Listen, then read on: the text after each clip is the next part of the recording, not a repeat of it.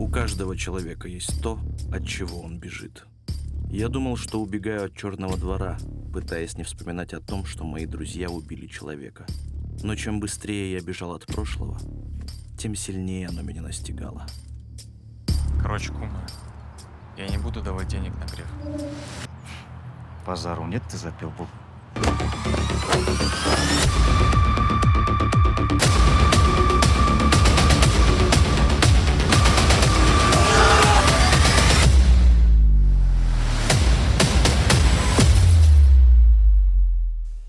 Если ты не с черным двором, то черный двор будет против тебя.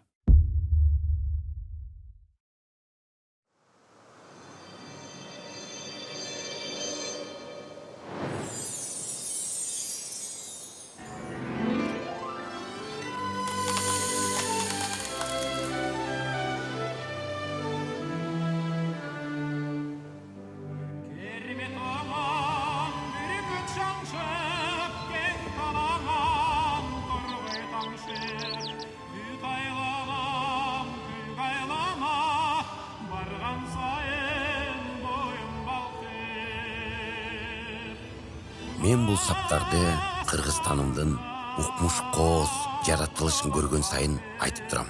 Бирок жаратылыштан мурун мени суктандырган дагы бир нерсе бар. Ал сиздерсиңер.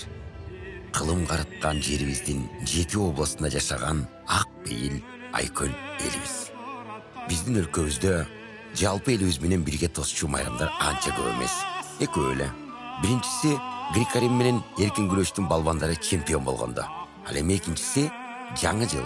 Биринчисин Кудай жалгап жылдан жылга бат-баттан майрамдап турсак, экинчисин бир жылда бир эле тособуз. Кыргызстан Баткенден башталат дегендей, бул окуяны Караколдон баштайбыз. Ысык көл, кээде тынчта, кээде толкун, толкуса толкунуна тең ортокмун. Турмушта канча жолдош күтсөм дагы бир сырдуу мындай жолдош күткөн жокмун. Бул чырайлуу кыз керемет болуп Караколдо жашаган, ынтымактын түшүнө улам-улам кире берип, сүйүү даамын татып көрбөгөн жаш баланын жүрөгүнө чок салды. Эй, тур энтиш, тур. Жыл бүтүп баратат. 2 күндөн кийин жаңы жыл. Сен жатасың. Эмне? Тиги кыз кайра кирди түшүңө. Тур кеттик бас.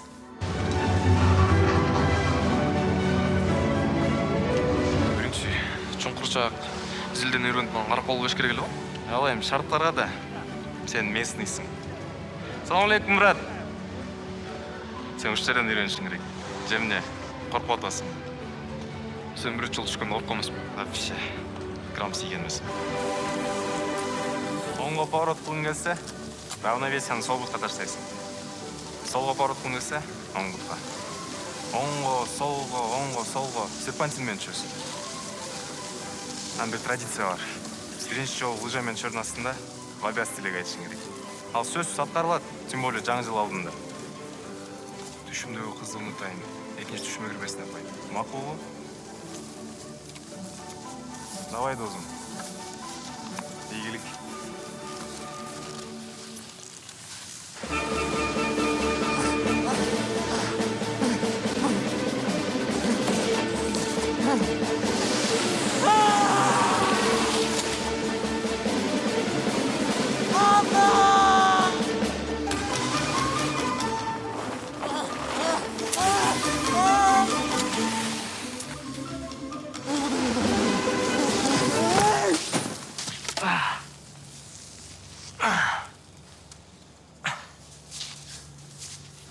Чоң жигит, жакшы элесизби?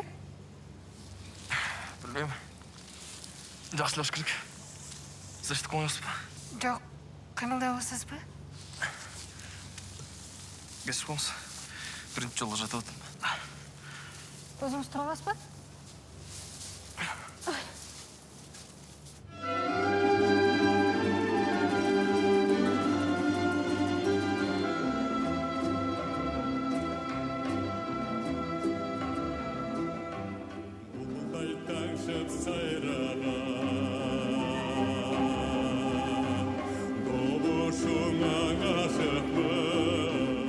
Мен кайра шүкүр атам ба? Түшүнгөн жокмун. эмне эле түшүмө киребиз, чоңуз? Сіз башысы менен аяқ ату деген окшойсуз. Докторга көрүнүп калыңыз. Такыр сүйлөчү эмессиз. Эми сүйлөп атасыз. Же атыңызды айтпайсыз. Же каяктан келгениңизди айтпайсыз. Атым Айгүл. Баткенден болом. Айгүл. Кандай сонун. Точно жакшы элесизби? Айгүл! Мен кете берейин. Автобус күтүп атат. Келе жаткан жаңы жумуш менен.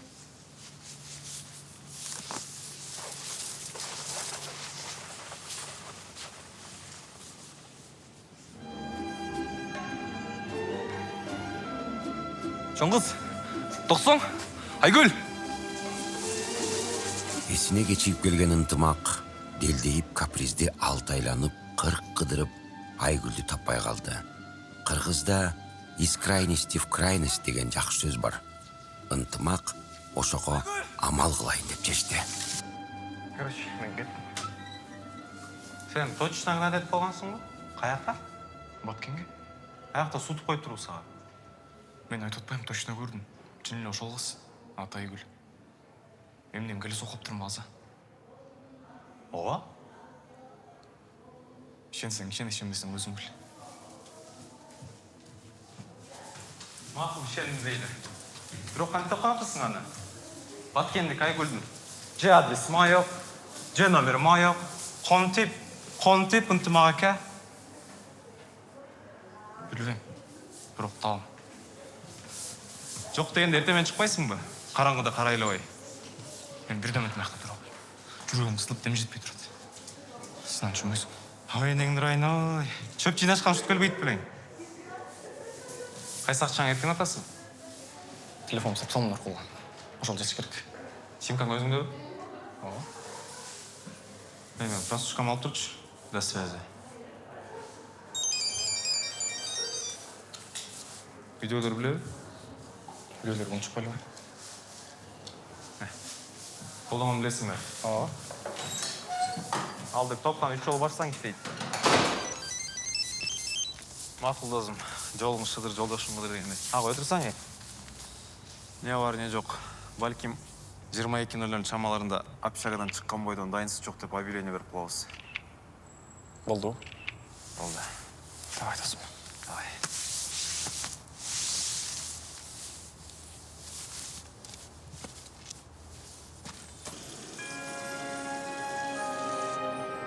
Жок, урбаттууларым.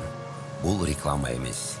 Бул жол жүргөндөрдүн салтына айланган заправкана шам шум этип алып жолго чыгуу.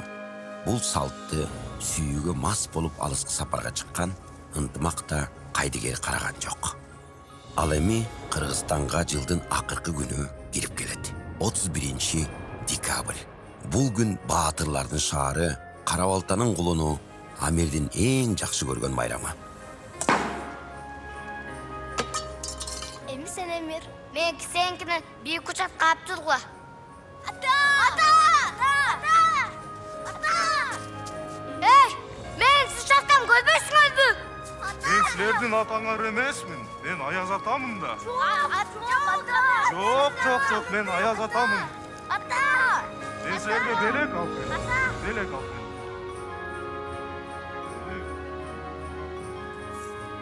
Мээрим мектепте мугалим. Үйдө кадимкидей эле эне.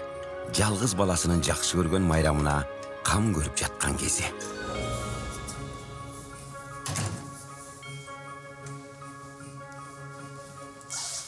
Амир, келдиңби? Ооба. Аяз ата кат жазган унуткан жоксуңбу, балам? Жок, унуткан жок. Эртерээк жаз. Дүкөндөр жабылып калып кетти. Жазым келбейт. Амир, сага эмне болду? Бергечи. Сунчу тилиңди. Эмнеге жазбайсың? Таандым Аяз атага. Эмнеге? Неге ал жыгы сайнал баадына эле келет? Таалайга, Ратмирге, Жылдызга мага эле келбейт. Болгону кечке эле пададан ёлканын астына чистап коет, өзү келип куттуктабайт. Балам, ал келгенде сен уктап калатпайсың ба? Анан сени ойготпойын дейт. Жоқ, мен бир даже оқтап қалған емесмін. Мен аны дайыма эле күтчүмүн. Мага падада керек жок, мен өзүмен жолуккум келип атат. Балам, сен чоңоюп калбадым, каякта Аяз ата? Жаңы жыл биринчиден үй бүлөлүк майрам. А Ош болсо өлкөбүздөгү шаарлардын ак сакалы, экинчи борборубуз. Ошто төрөлүп чоңойгон Адилет Бишкекти көрбөй туруп, дароо эле Москвага кетип, 4 жылдан бери жаңы жылды үй бүлөсү менен тосо элек. Ушул жылы кусасы көкүрөгүнө толуп, сөзсүз үй бүлөм менен тосом деп мекенине келди. Жоқ, Москвадамын азыр. Быйыл да келе албай калдым, алтындарым. Жумуштан кое бербей коюшту. Буюрса эмки жылы чогуу тособуз. Мен силерге сонун белек алып барам. Макулбу? Мейли, 12-ден кийин чалам, а? Пока. Хорошо. Сиз менен тура эмес түшүнүп калдыңыз окшойт. Үй бүлөмө сюрприз кылайын деп атканмын. Мен сизди ичимен эшек экен деп ойлосо. Жаңы жылыңыз менен. Рахмат чоң, сизде дагы.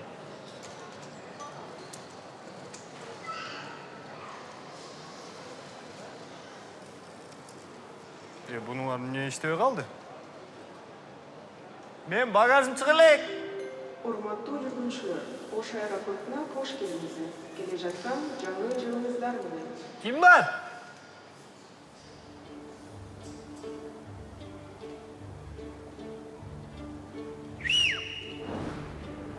Айдаганын бешечке ышкырыгын таш жарат.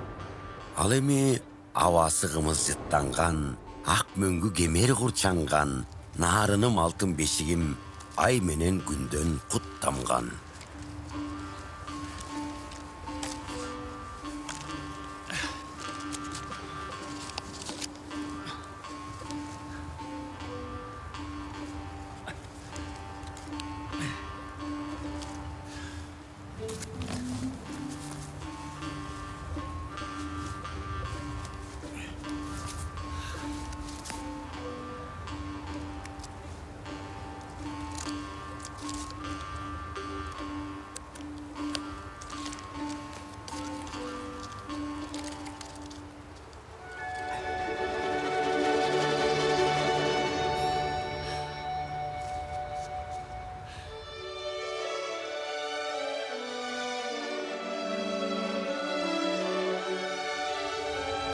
Бул жетиген. Майрамга карата элдин баары балаты тигип кооздосо, жетиген жыл сайын боз үй тигип, балатыдай кооздоп, өзүнүн алгач сүйүүсүн ак мөөрдү күтөт.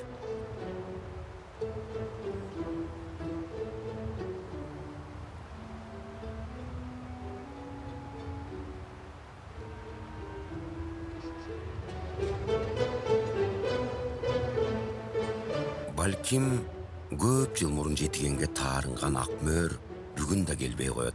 Бирок жетиген өмүр бою күткөнгө даяр.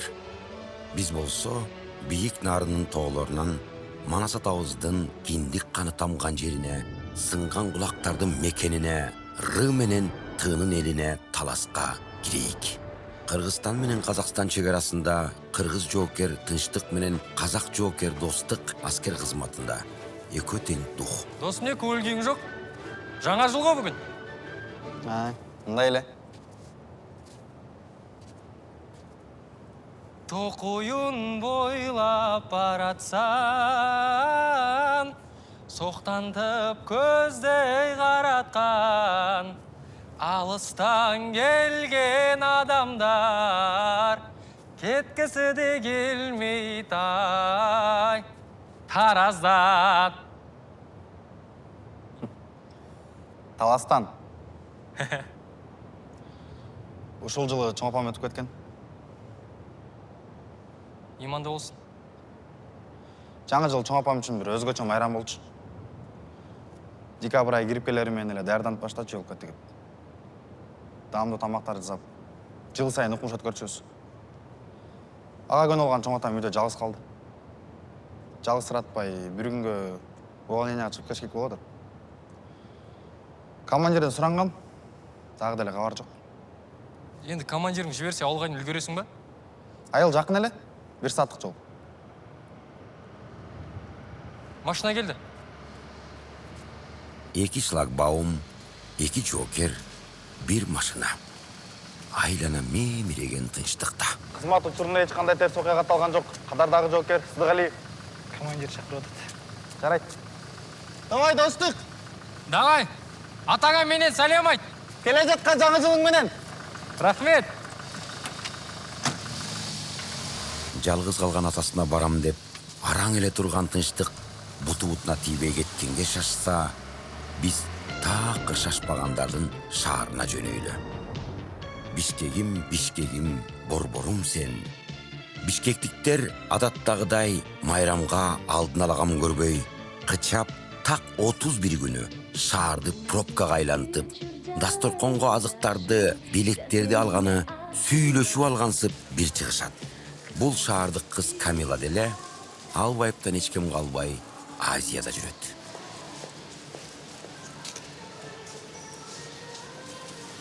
Саламатсызбы? Оливьенің ақырқы порциясы бар. Саламатсыз ба, ова? Чоң кыз, кечиресиз. Буну мен алып аткам. Сіз жаңы эле келдіңіз ғой? Жок, сиз жаңы эле келдиңиз. Мен бияқта жанатан бери турам. Жанатан бері тұрсаңыз, енді кече ал элексиз бе? Башка салаттар салдырып аткам. Витринадағы салаттардың барын салдырып алып тұрсыз. Жоқ дегенде оливьені мага беріңіз.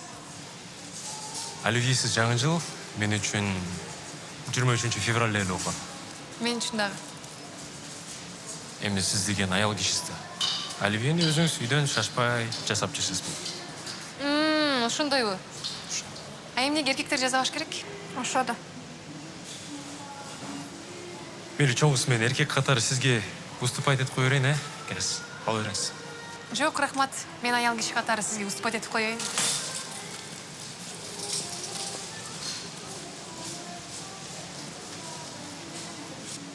Бактыңызга балта чаптыңыз го? Жаңы жылыңыздар менен.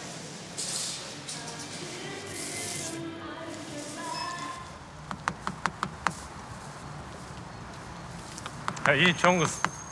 Оливье үчүн анчалыкка чейин барып эле койсоңуз болмок. Машинада эмне күнү?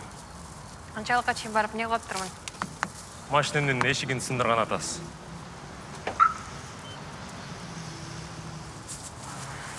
Кечиресиз. Эчтеке эмес. Мен үчүн даалай кыздар акылынан адашкан.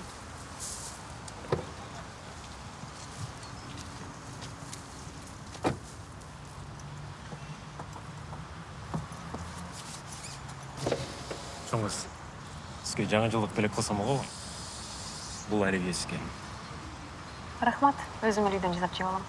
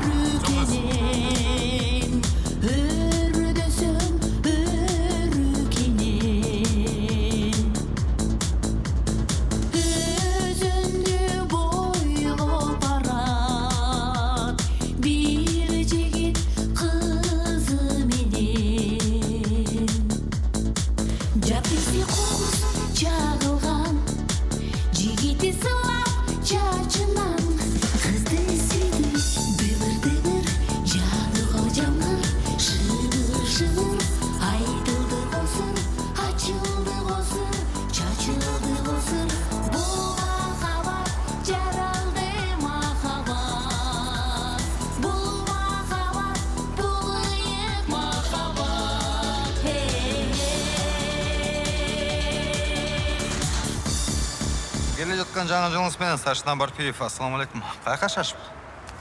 Бактыма жазыл чаптыңыз го эке. Жазыл болгон үчүн тирүү жүрүш. Рахметтериңиз. Паракорлук башталып кетелекте биз жаңы жылдык сапарыбызды уланта берели. Жаштардын шаары Жалалабад. Ошон үчүн бул Зинагүл апабыз 75-ке чыкканы менен аябай жаш көрүнөт. Жаштыгын издеппи, же эстеппи, быйыл жаңы жылды эски үйүмөн тосом десе, уулу Фархат характерин көрсөтүп жеткизип баратканы. Мен өлгөндө шүкүрөсүң.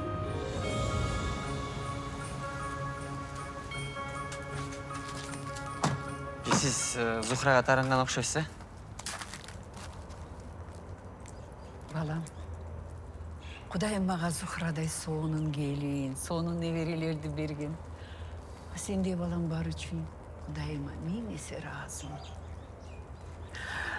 Мен чын эле үйүмдү сагындым.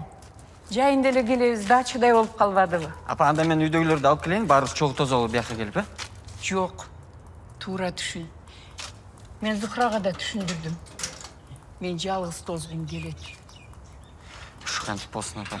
Ичи таш болуп калды болуш керек үйдүн ичи. Мен деген жок дегенде от жагып берейинби? Мен кечөө келип жылыткыч сайып кеткем. Ичи жылуу эле. Өлө чикисиз, апа. Качан жетиштиңиз? Мен кирейин. Сен кете бересиңби? Макул, мен 12-лерге жакын келем. Жок дейм. Андай болсо мен чын эле таарынам.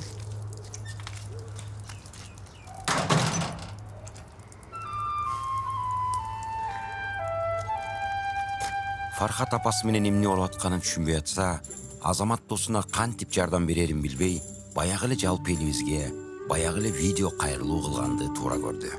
Арыбаңыздар кыргыз элим. Мен сиздерге кайрылуумдун себеби бир шумдук окуя болду. Бул сүрөттөгү менин досум, аты Ынтымак. 1 жылдан бери бир бейтаныш сулуу кызды түшүнөн эле көрө берет. Ал кызды катуу сүйүп калып, куса болуп ооруп калды. Биз ал кызды жашоодо жок, түшкө кирген бир аян деп ойлогонбуз. Бирок кечээ күнү досум ал кызга кокустан жолугуп калат. Ал кыз бар экен.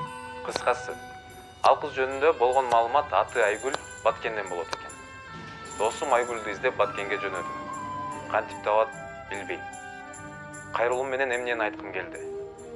Бул сыйкырбы, шумдукпу, жаңы жылдык кереметпи же Кудайдын буйругубу айырмасы жок. Баары ишеним аркылуу келет экен. Ишенгиле. Ишеним жок жашаш болбойт. Бул видеонун астына Ынтымактын номерин жазып койдум. Айгүл көрүп калат деп ишенем. Азаматтын кайрылуусу өзгөчө бир күч алып, жалпы элибизге тез тарап баштады. Жаштар айткандай видео хайп болду. Ынтымактын окуясы адамдардын жүрөгүнөн орун алып, жаңы жылдык сыйкырга айланды. Ошол эле заматта Ынтымак өзү эптеп Бишкекке жетип, Баткенге такси таппай айласы кетип жаткан учуру.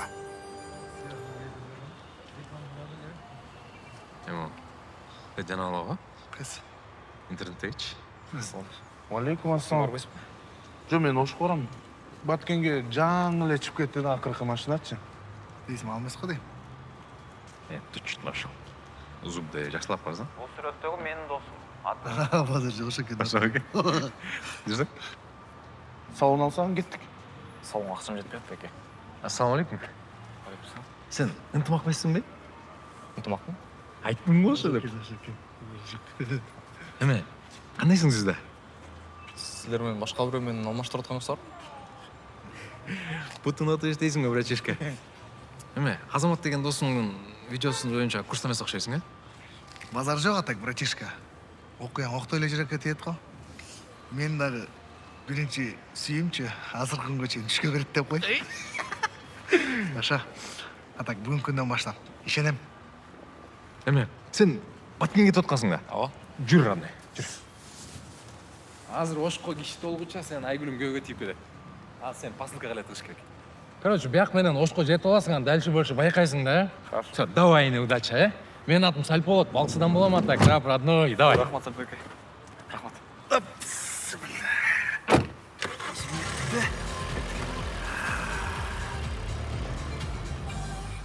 Ал кыз бар экен. Кыскасы, ал кыз жөнүндө болгон маалымат аты Айгүл Баткенден болот экен.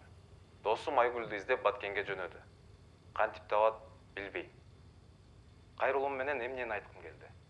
Бул сыйкырбы, шумдукпу, жаңы жылдык кереметпи же Кудайдын буйругубу айырмасы жок. Баары ишеним аркылуу болот экен. Ишенгиле. Ишеним жок жашаш болбойт. Бул видеонун астына Ынтымактын номерин жазып койдум. Айгүл көрүп калат деп ишенем. Короче, смотри, сами. Папа, раз, два, три, стоп. Жасар, жакшы. Келиңиз остеңиз. Ай, рахмат. О, Мека, привет, заходи. Нет, я быстро. Ты можешь Олега попросить, чтобы он поздравил Амира, как Дед Мороз? Так он же на смене сегодня. Детей быстро поздравил, так в костюме Дед Мороза и уехал.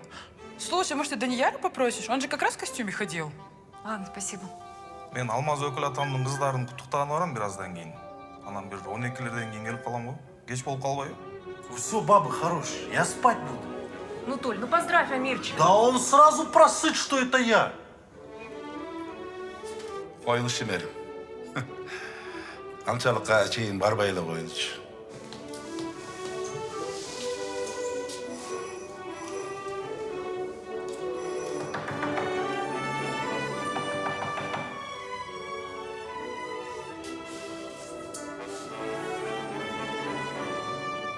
Урматтуу жүргүнчүлөр, учуу 12:35 башталды. 1 saat oldu Robert. 1 saat oldu.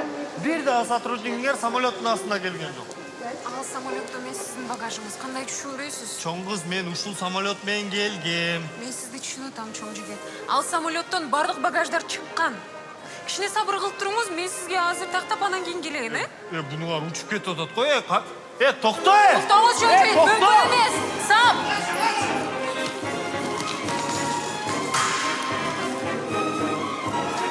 Срочно взлётная полоса жака келип.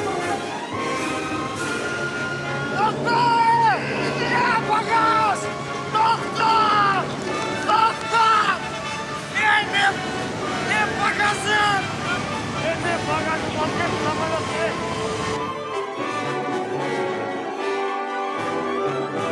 Адилетти ушундай кырдаалга чейин алып барган багажында анчалык эмне бар болду экен.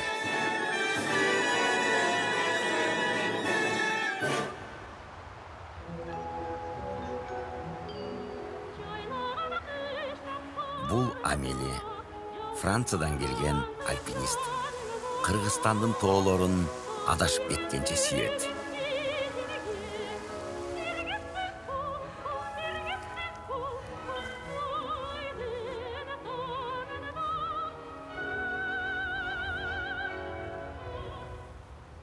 Kucuyun! Kucuyun! Акнур?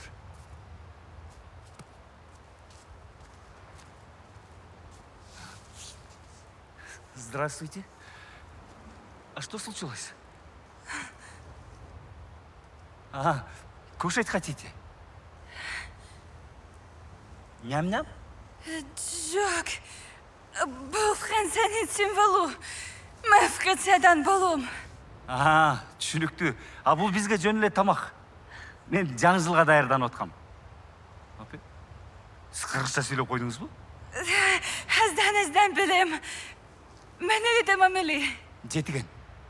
Мен альпинист. Мен адаштым тодо. Деги альпинисттик бак бөлөк эле жок. Сиз аябай тоңуп калыптырсыз. Үйгө кириңизчи. Кирип курганыңыз, жылыныңыз, ысык чайдан ичиңиз. Жүрүңүз. Калганын анан айтып бересиз. Кириңиз.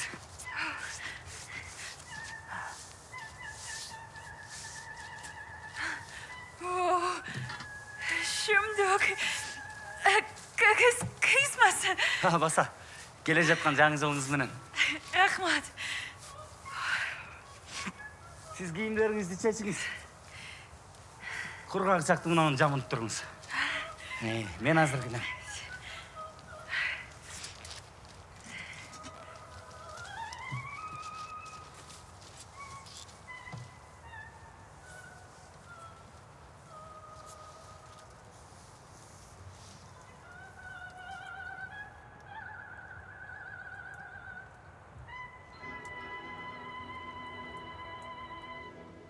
Тамағыңар татты болсын.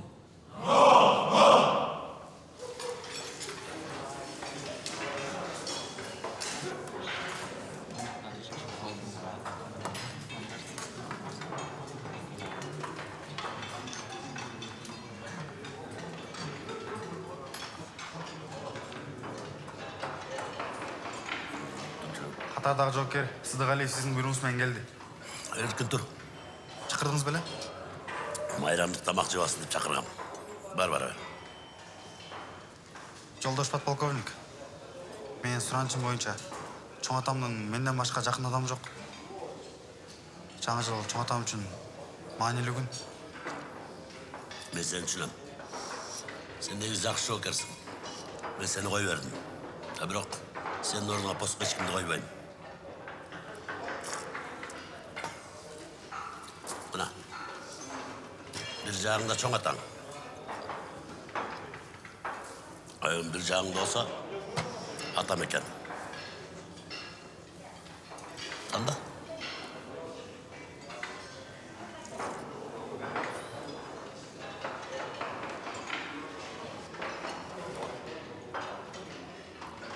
Қызматыңа разымын. Атам екен мен қызмат қыламын. Тұдығалиев. Ал енді мұны өзің алып шықпай, таңдаған соң. Жарайды. Аты Айгүл Баткенден болады екен. Досым Айгүлді іздеп Баткенге жөнелді. Қантип табат білбей. Қайролым менен эмнени айткым келди. Бул сыйкырбы, шумдукпу, жаңы жылдык кереметпи же Кудайдын буйругубу айырмасы жок. Баары ишеним аркылуу келет экен. Ишеңгиле. Ишеним жок жашаш болбойт. Бул видеонун астына ынтымактын номерин жазып койдум. Айгүл көрүп калат деп ишенем.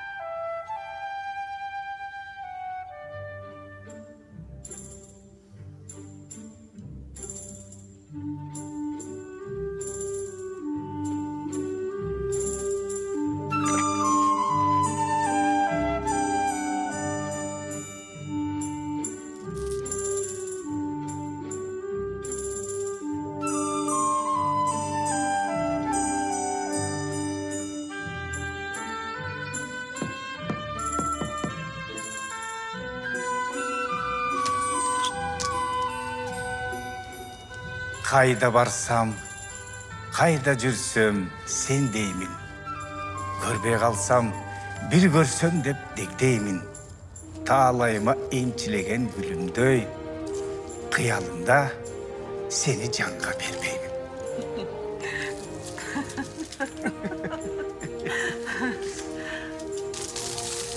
Рахмат.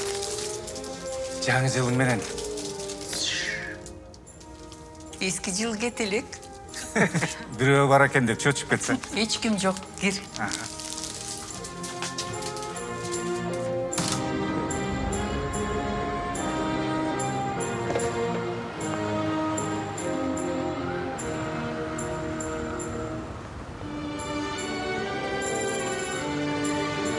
Аңгыча ынтымақ төө ашуның пробкасын баштан өткөзүп, таластын бурулушунан уктап кетип,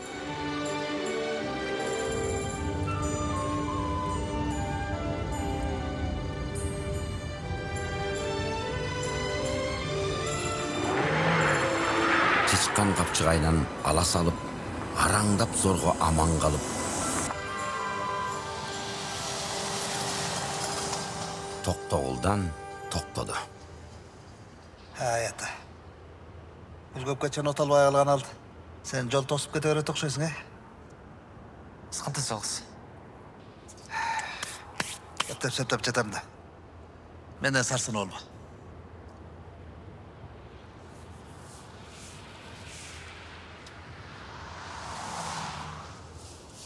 Болтурунда эке. Макул, Тармайсызбы? Ой, эмнеге тармайм? Анда көрө сен тарма, жеткире албай калдым, Рахмат эке.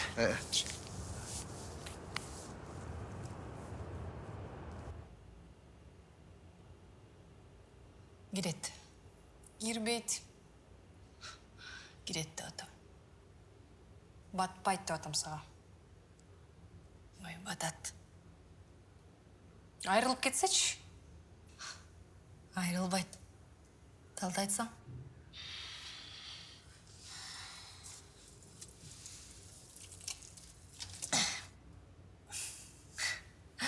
Эми эмне дейсиң? Биринчи жолу көрөтөм токту ушундай жемиш менен жасаганды. Ай, бул чет эли. Жесең тилиң көт. Наконец-то. Вот, урвала последний. Рима уже здесь? Давно, в отличие от некоторых. Отлично, у меня для вас срочное поздравление. Это тебе, Кама, это тебе, Римуш. Спасибо. А ты что такая заведенная, мать? Давайте откроем шампанское, а? Ты чё, рано еще? 12 будем открывать. Ну, короче, Руслан мне предложил познакомиться с его родителями и отпраздновать Новый год всем вместе. О, Кудай, он все-таки мужчина. Так, подожди. В смысле? И что ты хочешь этим сказать? Я согласилась. Вера, а как же мы, наша традиция, каждый год 31 числа мы собираемся у Камы и встречаем Новый год вместе до самой смерти. Ну, простите меня, а? Давайте я все объясню в тосте. Да какая разница уже, в тосте или в тосте? С наступающим нас. Я вас всех люблю больше всех на свете. Видно. Заливает. Девчонки, я сегодня первый раз поняла, что Руслан меня по-настоящему любит. Джана, ну ты что? О, поплыла наш Верунчик, да? Или ты просто нажалась давишь? Рима. Вере нужно верить. Давай, веревка, за тебя.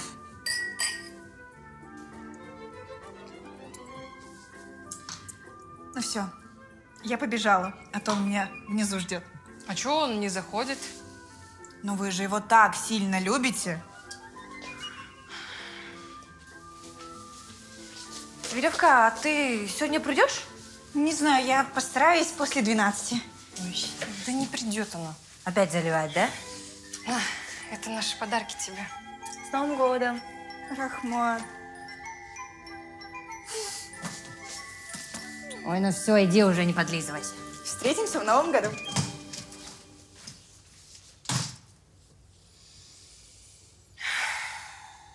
Чай, часы. Да давай уже шампусик-то пью.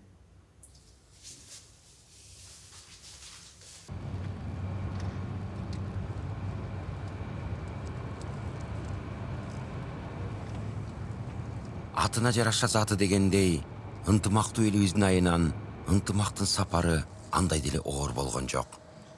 Жылдыз болуп кеткенин жакшы түшүнбөсө да, бир аз сезип баштады. Сен Айгүл издеген ынтымак эмессиң бе? Ооба. Кел анда отур, мен сени жеткизип коем, бирок Баткенге бир аз жетпейм. Жакшы эже боло берет.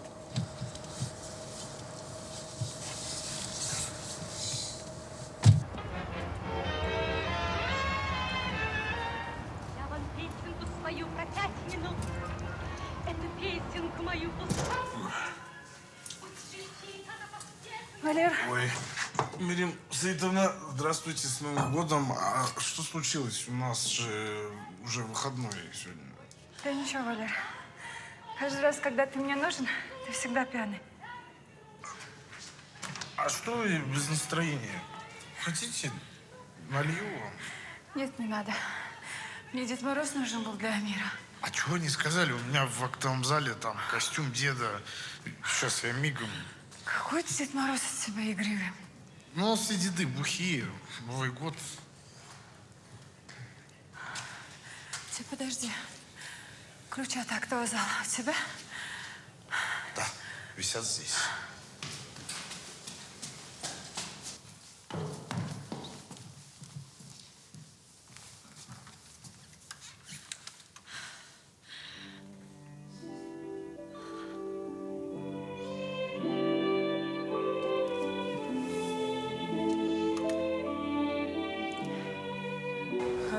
Саламатсыздарбы? Мен атым Айкөкүл Ибраева, Ош аэропортунун директору болом. Бүгүнкү жагдай боюнча сиздерге түшүндүрүп кетейин дедим эле. Ош аэропорту дүйнөлүк стандарттарга так жооп берет. Жок. Взлетный полосага жүгүрүп чыккан бизде тарыхта болгон эмес. Ооба. Ой, кыжалак болбоңуз. Баары план боюнча атайлап жүгүрттүк. Ооба, быйыл ушундай өзгөчө техника безопасности текшерели деп чечтик. Ооба. Аха. Рахмат, силер да келе жаткан жаңы жылыңыздар менен. Макул. Жыл.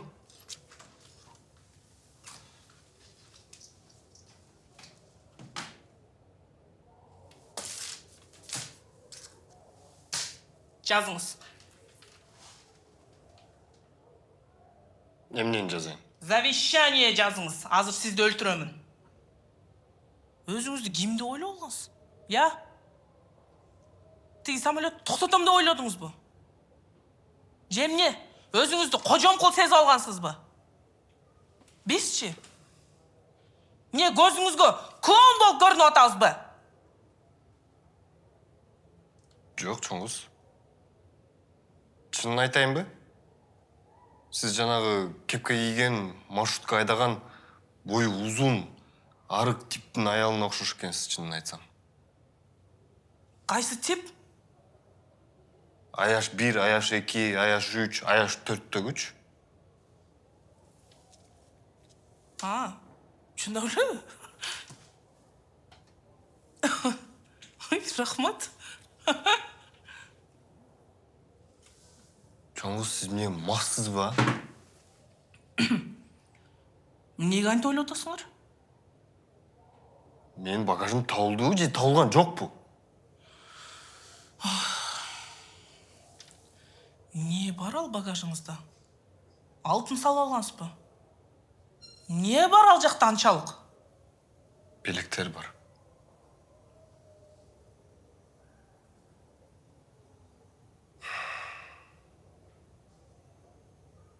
Кызыма Барби. Балама PlayStation. Аялыма шуба. Москвада 4 жылдан бери жүрөм. Алардын алдына азыр кантип кур болуп барамын? Өзүңүз ойлонсоңуз.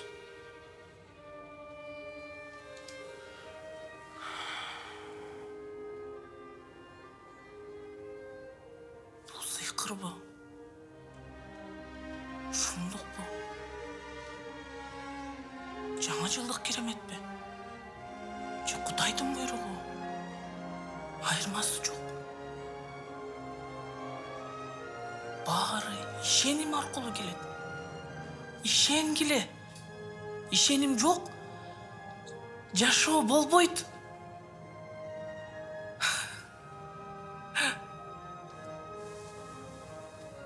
Деген видеону бүгүн көрдүңүзбү? Жок, көргөн жокмун. Анда сөзсүз көрүп коюңуз. Анын эмне тиешеси бар өзү?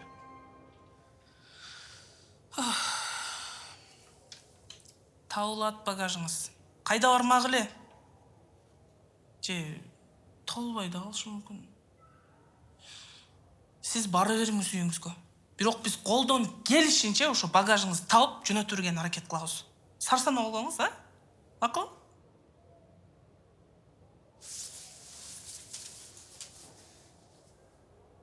Мен багажымсыз эч жакка кетпейм.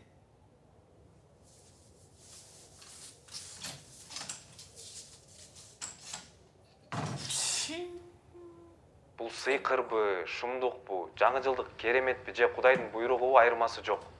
Баары ишеним аркылуу келет экен. Ишенгиле. Ишеним жок жашаш болбойт. Бул видеонун астына ынтымактын номерин жазып койдум. Айгүл көрүп калат деп ишенем.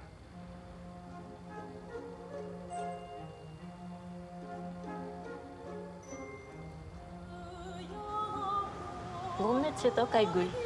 Баккенде гана өсөт. Апрелде гүлдөп баштайт. Дүйнөдөгү редкий гүлдөрдүн бири. Ал кызыл китепке кирет. Эң кызыгы ал тоонун көлөкө тарабында гана өсөт. Күн тарабында жок. Аны оңой менен көрө албайсың. Бирок кезип калсаң сен бактылуусуң. Үшүп калган жоксуңбу?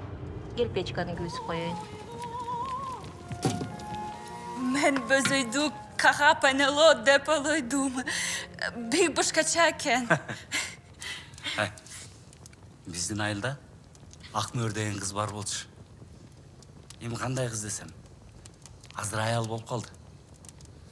Ошол Акмөр бала кезинде үй бүлөсү менен эшигин алдындагы боз үйдү ушинтип кооздоп, анан жаңы жыл тосушчу. А биз айылдын балдарыбыз да баарыбыз барабыз да алардын үйүнө ойноп жаңы жыл тособуз. Ошентип жүрүп, экөөбүз бири-бирибизди жактырып калганбыз. А кийин чоңойгондо кыз жигит болуп сүйлөшүп жүрдүк. Анан эле болор-болбос жерден алмага таарынып таптакыр сүйлөшпөй койду. Эмнеге такынды? Баягы эле да. Шаардан айылга бир кыз келип калып атпайбы? Ошондон кызганып эле өлдү баары. Ой, ал кыз менен эчтеке болгон эмес. Эчтеке болгон эмес. Бирок тиги түшүнбөйт. Мындай айтсам деле түшүнбөйт, тигиндей айтсам деле түшүнбөйт. Өлө көкпет. Же ушул убактан бери күйөөгө тийип кетпейт. Ал күйөөгө тийип кетсе жок дегенде мени ыйлап сыктап, бугумду чыгарып алып турган жашоомду баштайт элем да. Туурабы? Бирок үмүт үзүлбөйт. Жылда ушинтип даярданып алып, келип калса колун сурайын деп күтөм. Азыр мен сага бирдеме көргөзөм.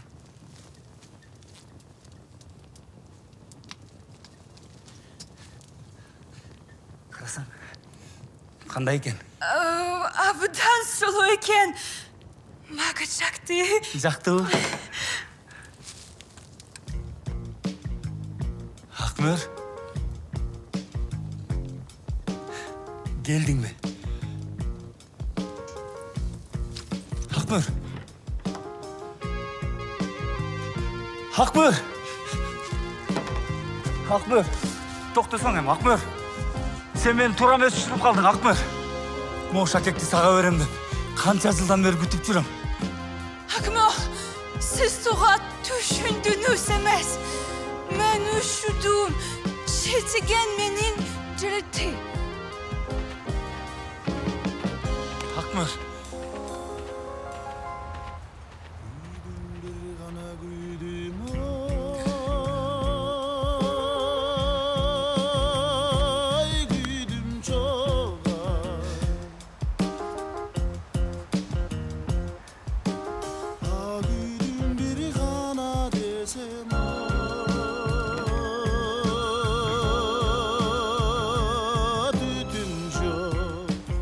Эми жетигендин үмүтү точно үзүлдү окшойт.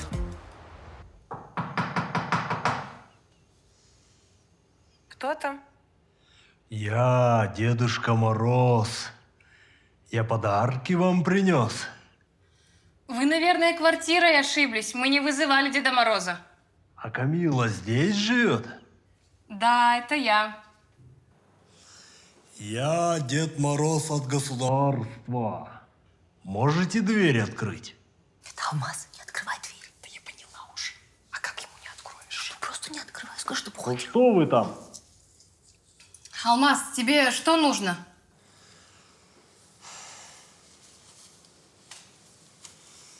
Рима мне нужна. Поговорить хочу. А с чего ты взял, что она здесь? С вашей традицией. Отмечать Новый год вместе. Кам, Вер, ну откройте дверь. Я же знаю, что она там. Рима! Рима, ты меня слышишь? А я не хочу тебя слышать. И видеть тем более. Все. Я выламываю дверь. Терять мне больше нечего.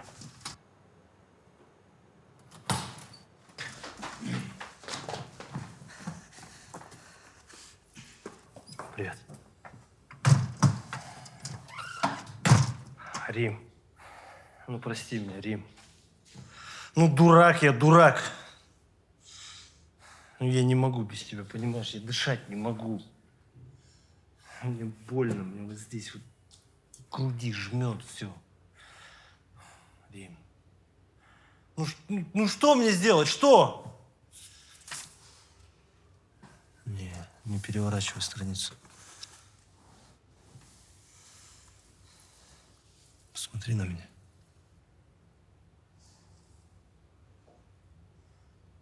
Ты видишь, мне реально плохо.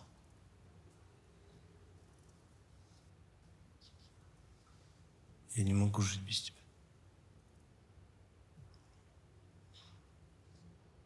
Черепашка. Я реально завязал. Больше никакого триатлона.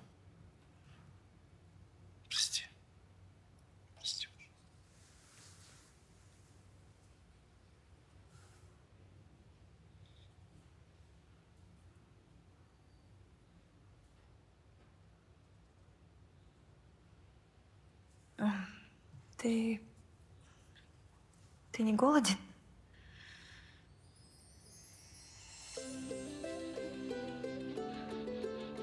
Поехали со мной. Куда поехали? Новый год справлять. Поехали, а? С кем его встретишь, с тем его проведешь. Вот вы с Камилой каждый год Новый год вместе встречаете. И весь год вместе. А? Поехали. Логично. Да все, успокойся. Алмаз, это в последний раз, понял? Поехали. Мы поедем, да? Езжайте уже. Сори, Камил. Точно не против? Прости, мы завтра приедем. Я индюка сам замариную. Ты же знаешь, как я мариную, да? Ничего не будешь делать, так валяться будешь просто, хорошо? Ты не обижаешься? Да я рада, что вы наконец помирились. Спасибо тебе. А где Вера? Ее у меня тоже украли. Прости, Камил.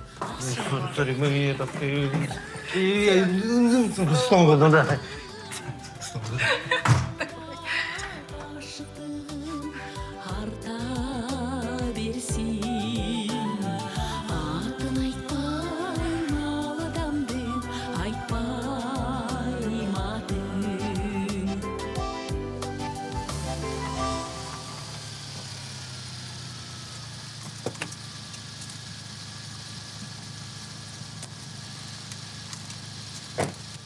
Тыныштық. Сен не командирің жібермеді ма неге? Жоқ, қой берді. Бірақ командир анасы же Шорон таңда деді. Шорон таңда олды. Аха. Біздің де командирдің сондай приколлары бар. Біз оны түсінбейміз. Бұлсаға.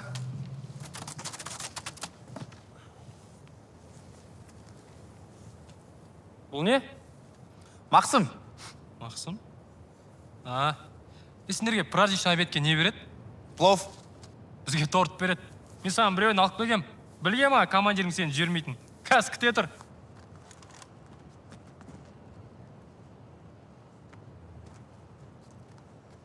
Міне, ұста.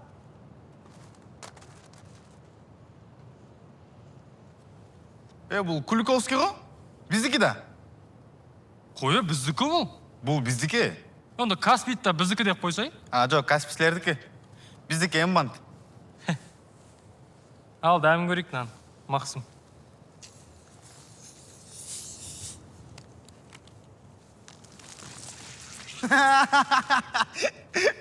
Білгем даушынды, білгем. Енді айтпайсың ба, білсең, не мұнау? Ё-май. Дәмі жақсы екен, бірақ. Bir жолы есіңде ме? Екеуіміз бассейнден жарышабыз деп. Сен қату кім көп көріп. Bir құлағыңнан ұқпай қалғаны. Оң жақты қарап, сөйлесіп қалбадым біле еліменен.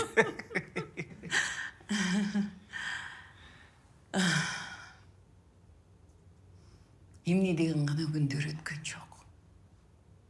Саға бір да жолы рахматымды айтпап тұрмын.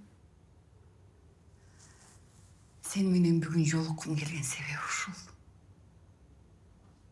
Баарына рахмат. Мен саға разымын. Саға да рахмат. Мен да саға разымын.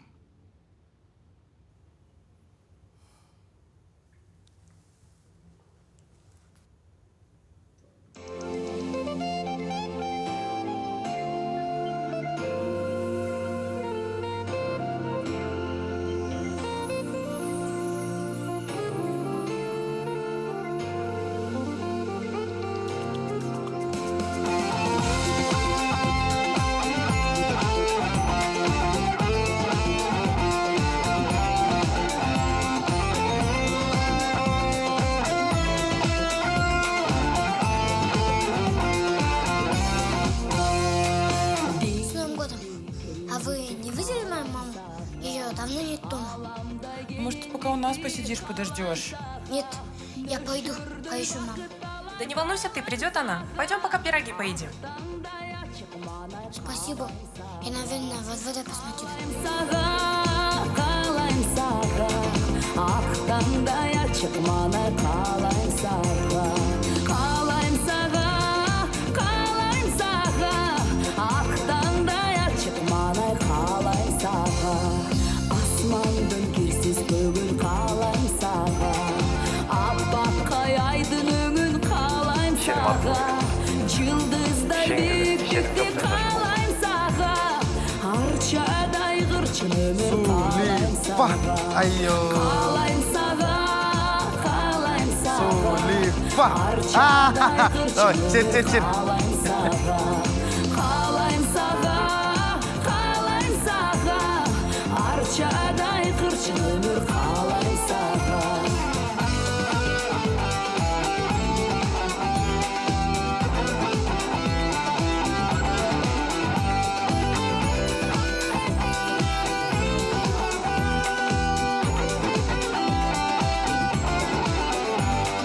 Сыймактай мөлтүлдөгөн халаканда, булактай канча жутсам канбайм сага. Жарылып жүрөгүмдүн тереңинен, жалындап чыккан ырым арнайм сага. Арнайм сага, жүрөктөн чыккан ырым арнайм сага.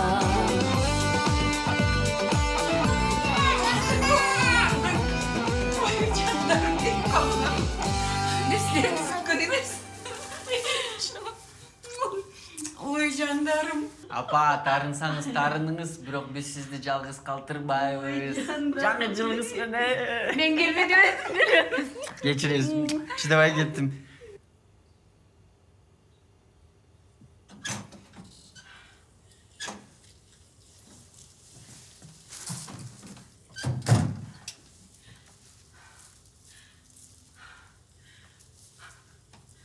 Амир!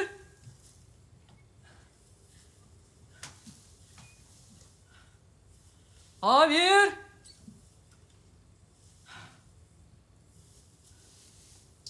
Амир!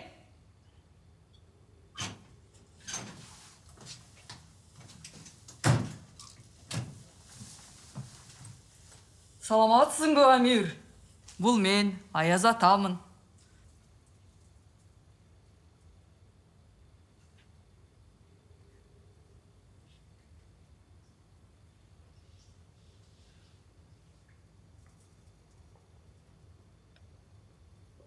Siz Аяз ата эмессиз. Siz Аяз апасыз.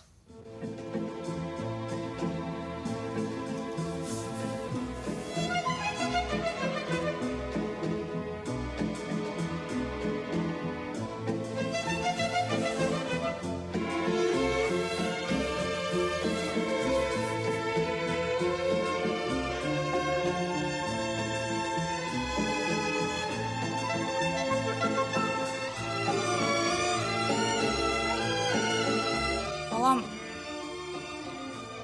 Аяз ата биздин адресибизди унутуп калган.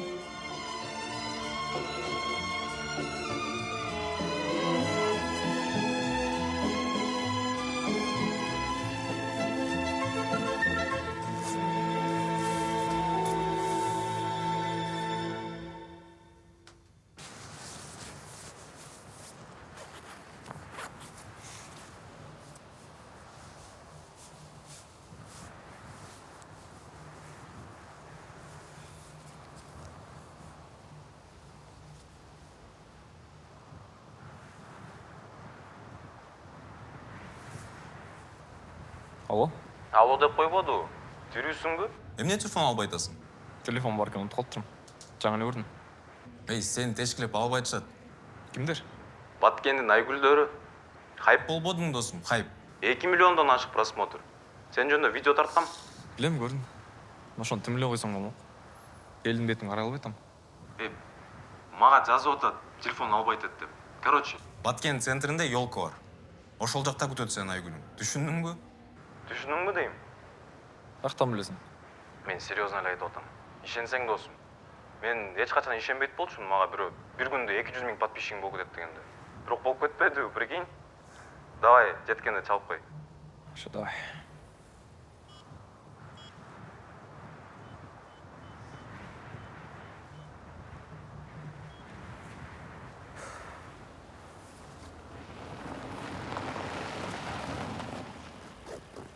Ama sen unutmak emezsin be.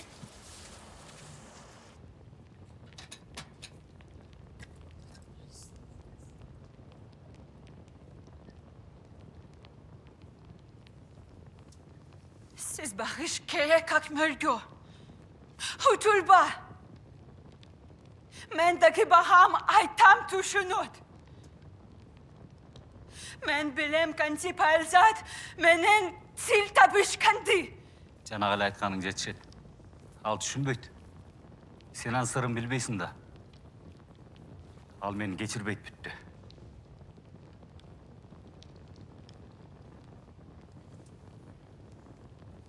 Keçehet. Бүгүн илгеркиден да жаман ситуация болду. Ал менен таптакыр эле түңүлүп калды. Bugün.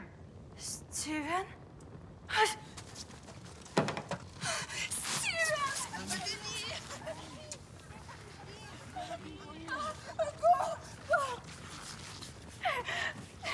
Go, bul menin jogol top.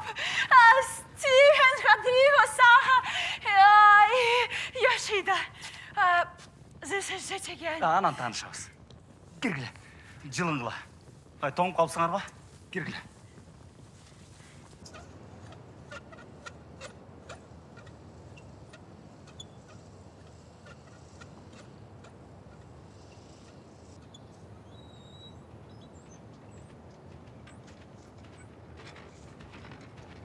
Doktor!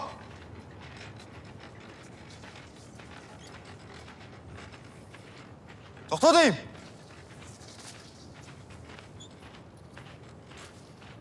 Kimsin? Oğutasın beni.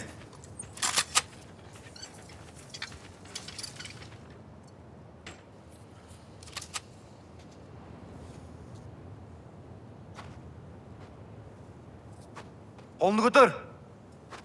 Бұл болса атам.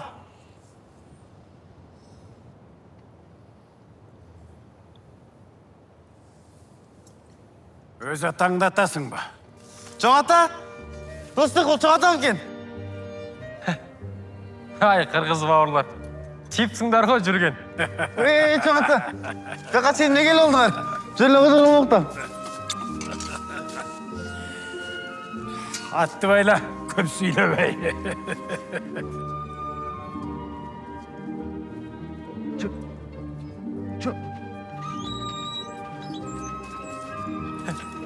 Саламалейкум, ата.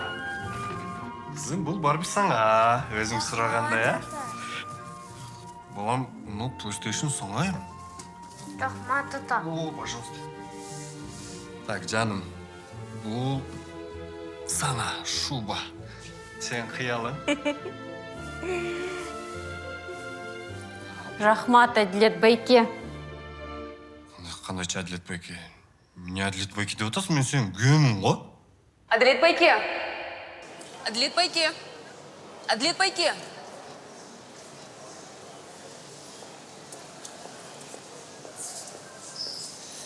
Әділет байке, бұл белектер сіздің үй біліңізгі. Үйге құр қол барбай, шул белектерменен барып, үй біліңізбен жаңа жылды тосыңыз. Ош аэропортын атынан өтінім, жана кешірім сұрайын. Чемоданыңыз табылады. Уада берем. Рахмат.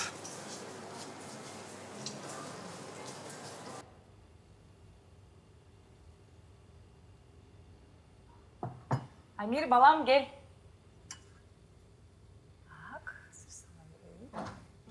Саламатсыз ба, апа? Мен Аяз атамын. Саламатсыз бы, Аяз ата, бирок сиз Аяз баламсыз? Апа, мен сіздің Аяз атаңыз болам.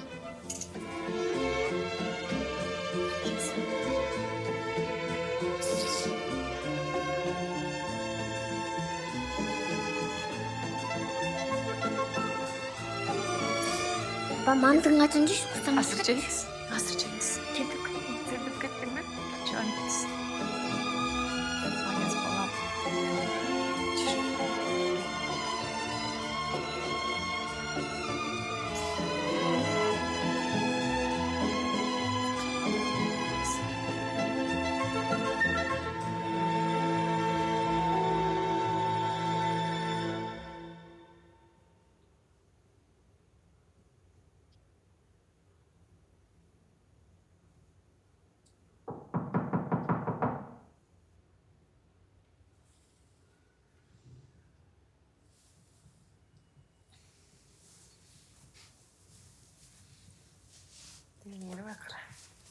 калар.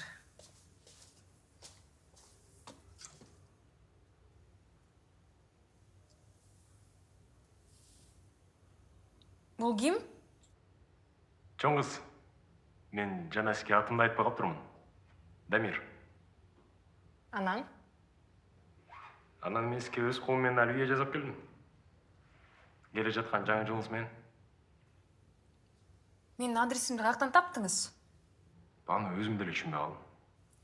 Мен чын эле сурап атам, жүрөктү түшүрбөңүзчү. Мен бүгін бір видео көргөм. Бир ынтымак деген караколдук бала түшүнө кирген Айгүл деген кызды баткенге издеп кетиптир. Ага караганда меники оңойраак болобу дедим. Экөөбүз бир шаарда жашайбыз. Сизге түшүмдөн эмес, жашоомдон жолуккам. Мага жамак айтканы келдиңизби? Жок. Сиз менен жаңы жылды бирге тосмонго. Ким менен тоссоң, ошо менен өткөрөсүң дейт. Эмки жылда жалгыз калгым келбей атат.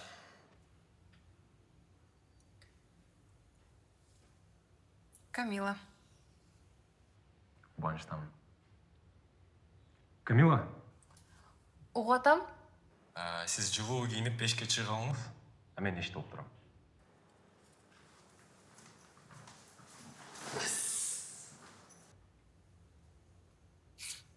Вообще охренел, что ли?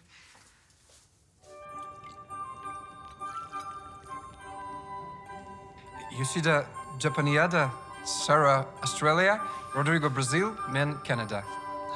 Кыргызча үйрөнүп алганыңар жакшы экен. Биз күндө жылда келебиз, Кыргызстанды сүйөбүз. Кыргызстан бүдүнүнүн үйү. Ай, рахмат, рахмат. Банаңдып амелик берген. Чын эле амелик эмне болду? Жанатан бери жок го. Мен барып карап келейинчи азыр.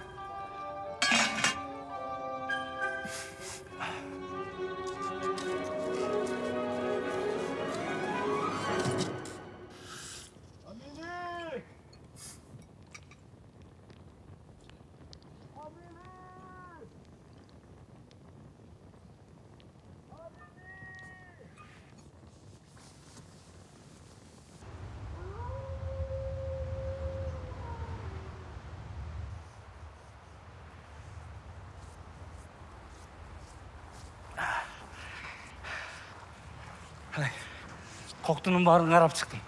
Эч жерден көрүнбөйт. Кырышкырлар тамактанды амелияны. Ого, кийимдери калмактап атам.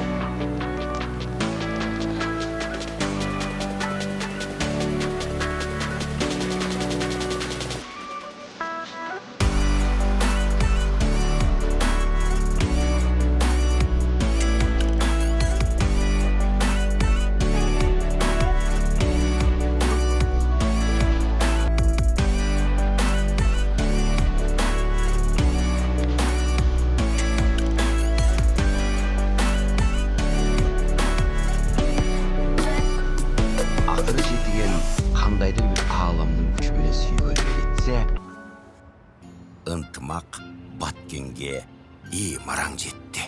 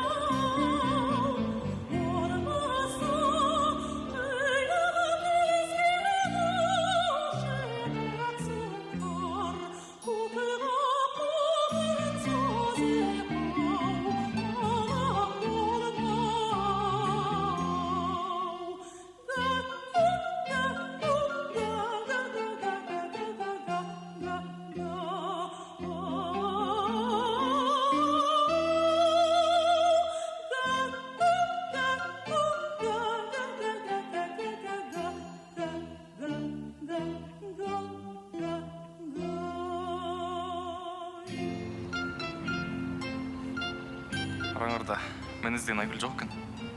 Кетіп қала. Келгендерге чоң рахмат. Мен кете берейін. Келе жатқан жаңалармен. Ынтымақ қоя тұрсаң, сен ушунчалык кетіп қаласың ба?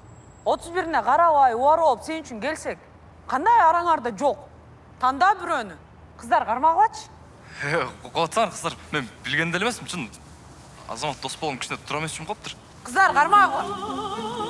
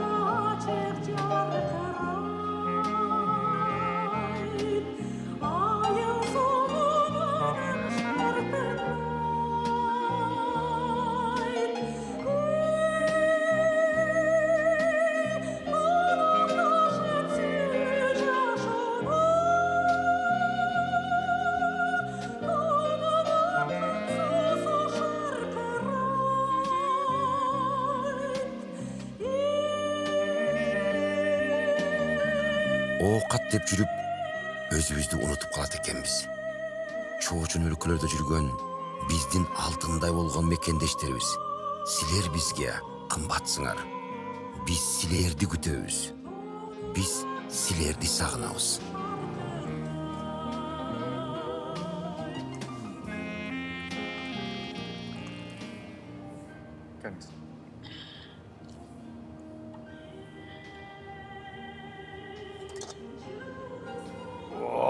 Şoşkan atan.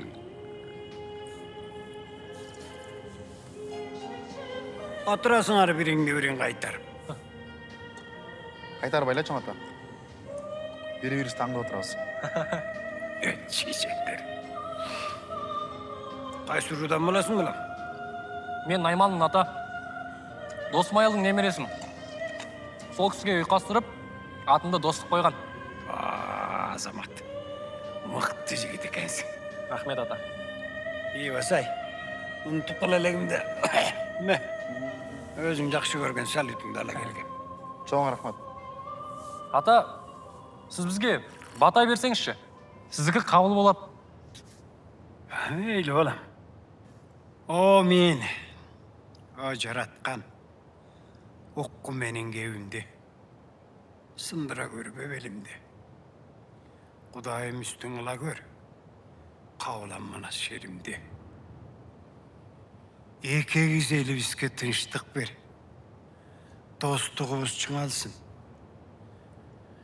Cer suğumuz, toğ taşımız. Bakkan malыбыз сотко түнсүн. Анан жана видеодогу ынтымак деген балабыздын ойлогон ой максатын кабыл кыла көр. Омин. Чоң ата, ынтымактан ким эле? Ой, караколдук бир жигит Баткендиги Айгүл деген кызды издеп кетиптир. Алгыла. Аны каяктан көрүп калдыңыз? Эмне көзүм сокур беле.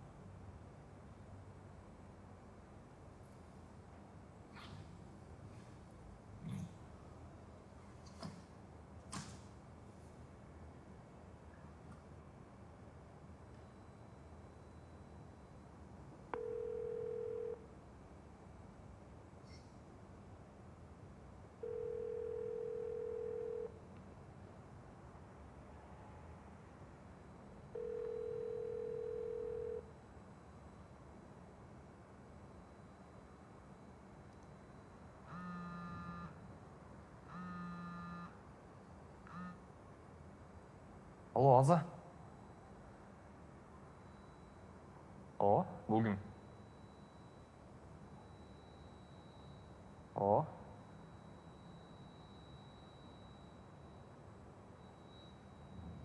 Айгүл?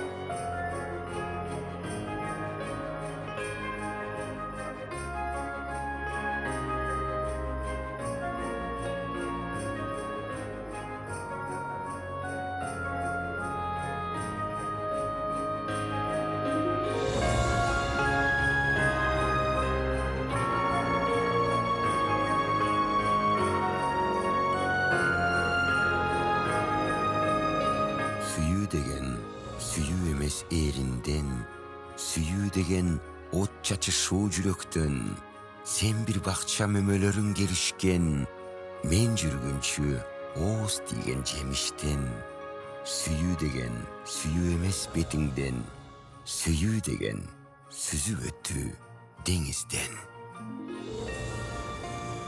Кыргызстандан Казакстанга ысык салют! Казакстандан Кыргызстанга ыстык салют! Алас, ар балейден калас. Eski жыл кетти, жаңы жыл келди.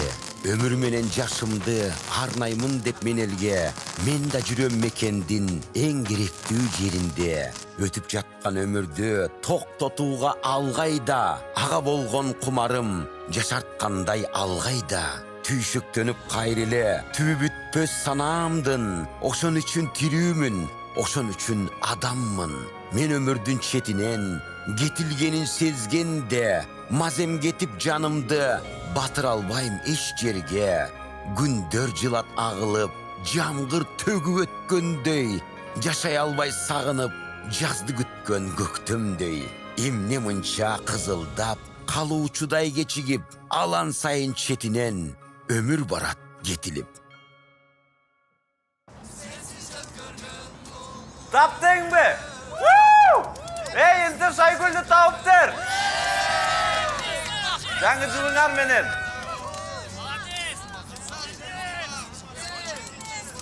Урматтуу кыргыз элим, сиздердин жардамыңар менен ынтымак Айгүлдү тауыптыр. Сүйүнчүсүн ынтымактын М-банкына жиберип койгула, жаңы жылыңыздар менен. Салам Бишкек токмок кемин чаткан кара балда, таласларын чайып төлөп коч хорчол понада. Жалалабад Бакке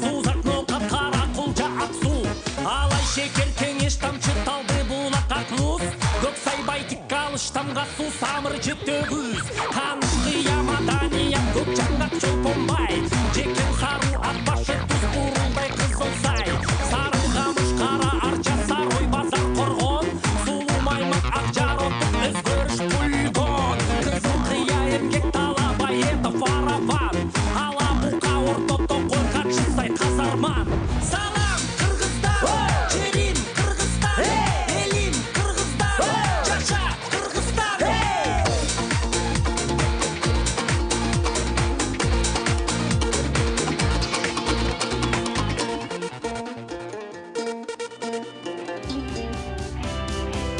Kırgızstan men seni suyuyorum Baktımdı bir seni büyütüm Bayırkı elden Kırgızım degen Erkelle özgün jerim Kırgızstan men seni suyuyorum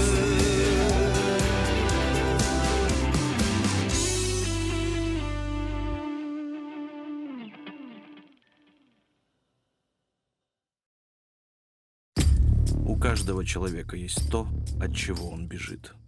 Я думал, что убегаю от черного двора, пытаясь не вспоминать о том, что мои друзья убили человека.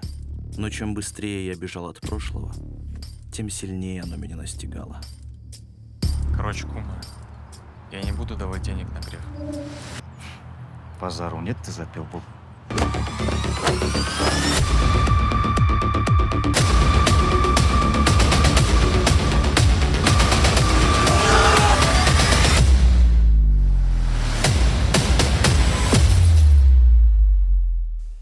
Если ты не с черным двором, то черный двор будет против тебя.